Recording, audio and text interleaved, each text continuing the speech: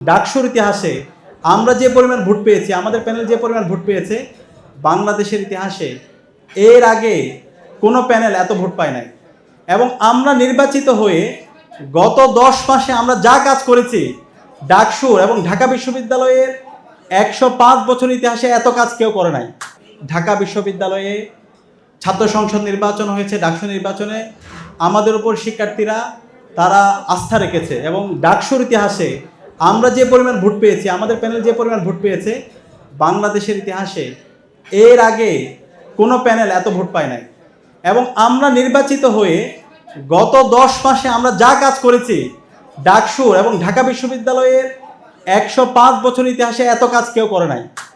আমরা দায়িত্ব নেওয়ার পরে অনেকে বলেছিল আমাদের কোনো এক্সপেরিয়েন্স নাই, আমরা পারবো না, আমাদের অধীনে নারীদের জন্য আমরা নিরাপদ ক্যাম্পাস গড়তে পারবো না। কিন্তু আলহামদুলিল্লাহ আমরা 10.5 মাসে আমরা প্রমাণ করেছি কিভাবে কাজ করতে হয়। প্রশাসনের অসহযোগিতা, বাজেট ঘাটতি, এই সব কিছুর পরও আমরা বিশ্ববিদ্যালয়ের শিক্ষার্থীদের কাছে যে কমিটমেন্টগুলো দিয়েছি, প্রত্যেকটা কমিটমেন্ট আমরা অ্যাড্রেস করার চেষ্টা করেছি। বিশ্ববিদ্যালয়ের দীর্ঘদিনের সংকট, আপনারা জানেন বিশ্ববিদ্যালয়ের আবাসন সংকট। আপনাদের সন্তানরা যখন ঢাকা ইউনিভার্সিটিতে পড়তে যায়, সুন্দর একটা পড়ার টেবিল পায় না, এক রুমে গাদাগাদি করে, যে আজকে আমরা যেখানে আছি এরকম রুমে 500 থেকে 600 স্টুডেন্টকে একসাথে থাকতে হইতো। কোনো ধরনের রুম ছিল না। গণরুম শিক্ষার্থীদেরকে, গণরুম গেস্ট রুমের মাধ্যমে শিক্ষার্থীদের সব ধরনের অধিকার হরণ করা হয়েছিল। আমরা দায়িত্ব নেওয়ার পরে এই ক্যাম্পাসে গণরুম গেস্ট রুম কাছে চিরতরে বন্ধ করে দিয়েছি। এবং এই যে গণরুম, সেটাকে আমরা রিডিং রুমে স্থাপন করেছি।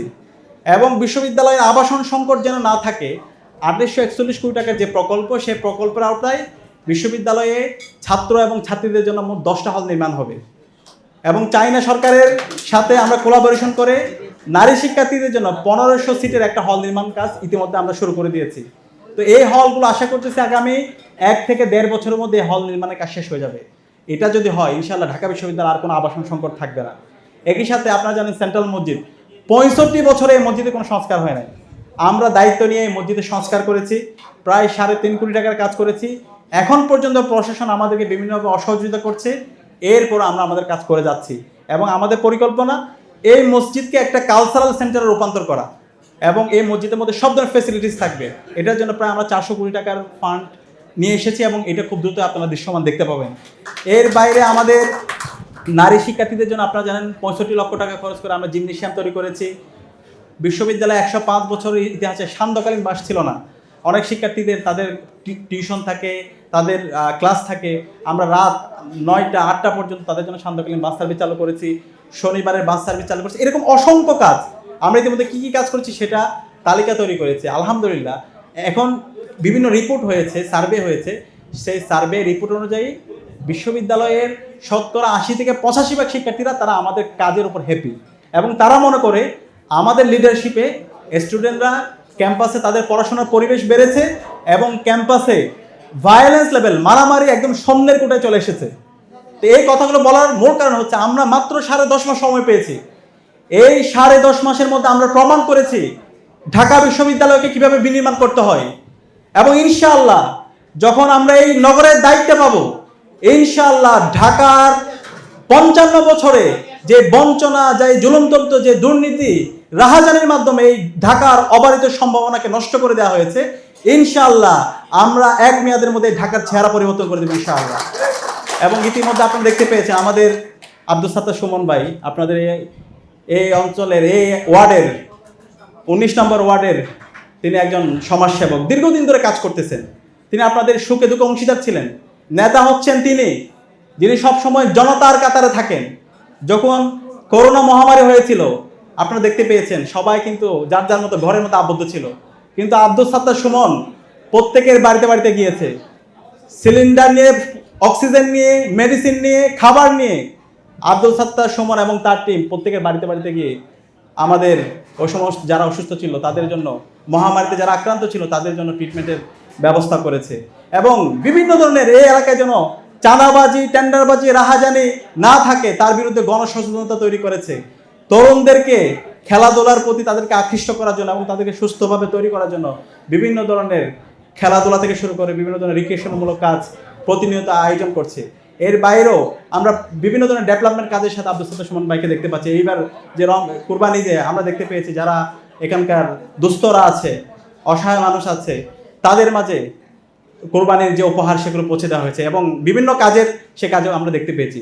তা আমরা বিশ্বাস করি আব্দুস সাত্তার সুমন ইনশাল্লাহ আগামীর এই ঢাকা দক্ষিণ সিটি কর্পোরেশনের 19 নম্বর ওয়ার্ডের আপনাদের একজন প্রার্থী হবেন। তিনি হবেন জনতার প্রার্থী ইনশাল্লাহ। আপনারা কি আব্দুস সাত্তার সুমন ভাইয়ের উপর আস্থা রাখবেন ইনশাল্লাহ? ইনশাল্লাহ। আব্দুস সাত্তার সুমন ভাই এমন নেতা, তার হাতে যদি আপনি 100 কোটি টাকা দেন, একটা পয়সা মেরে খাবেন ইনশাআল্লাহ। সে আমানতদারিতা আমাদের আছে ইনশাআল্লাহ।